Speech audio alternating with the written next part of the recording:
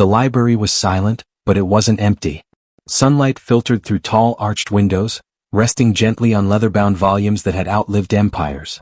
When Charles Whitmore stepped inside his private library each morning, he didn't feel wealthy, he felt armed.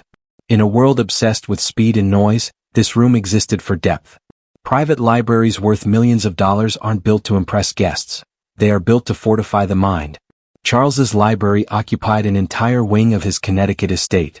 Floor-to-ceiling shelves curved along the walls, crafted from rare walnut, polished by hand. The scent of aged paper and wood carried authority. First editions, handwritten manuscripts, signed works from thinkers who shaped civilization, all rested quietly waiting.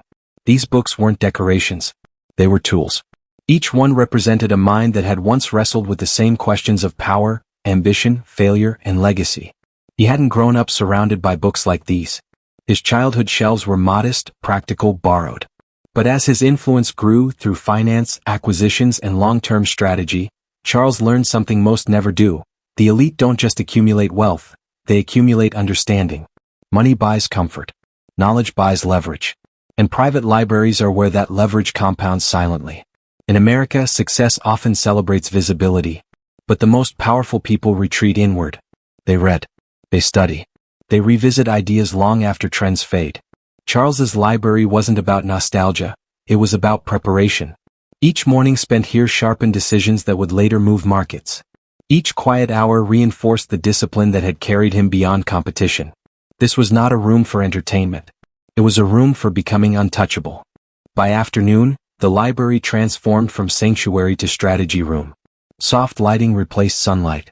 A fire crackled quietly. Charles sat at a massive oak desk, annotated texts spread before him. The most valuable private libraries aren't measured by square footage, they're measured by curation. Every book here had been chosen deliberately. Philosophy to anchor values. History to recognize patterns. Economics to understand systems. Literature to preserve empathy. Across the United States, the elite design libraries not as luxury add-ons, but as intellectual infrastructure. In New York penthouses, Silicon Valley estates, and southern compounds, private libraries are often the most protected rooms in the house. Climate-controlled. Fire-resistant. Secure. Because knowledge, unlike assets, cannot be replaced once lost. Charles had hosted world leaders, innovators, and investors in this space. Conversations here felt different. Slower. Deeper. Titles dissolved. Ideas mattered. A discussion sparked by a single paragraph could reshape strategy. This was where decisions gained gravity, where clarity replaced reaction. In these rooms, power wasn't asserted, it was earned through understanding. What most people don't realize is that libraries worth millions aren't expensive because of the books alone. They're expensive because of what they produce over time. Perspective, patience, judgment. These traits compound like capital. And in a world driven by short-term wins, the elite invest in rooms that cultivate long-term dominance. As dusk approached, Charles closed a volume gently, knowing that while others chased the next opportunity, he was preparing for the next decade. Late at night, when the house fell silent, Charles returned to the library, not to read but to reflect. The shelves stood like witnesses to centuries of thought, ambition, and consequence. He understood now why the wealthiest families in America quietly preserve private libraries across generations.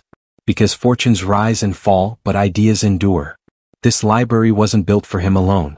It was built for continuity. One day, others would sit where he sat. They would open the same books, wrestle with the same truths, and add their own annotations to the margins of history. That is how elite living transcends lifestyle and becomes legacy. Private libraries worth millions of dollars are monuments, not to wealth but to respect for knowledge. They represent a refusal to live shallowly. A commitment to thinking deeply in a world that rewards speed over wisdom. And for those who understand this, a library becomes more valuable than any art collection, yacht, or estate. As Charles turned off the lights and closed the door, he felt something rare, permanence.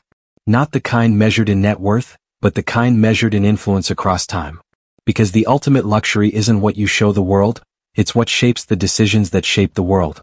And that is the quiet truth behind private libraries worth millions of dollars. They are not rooms filled with books. They are rooms where power learns to think.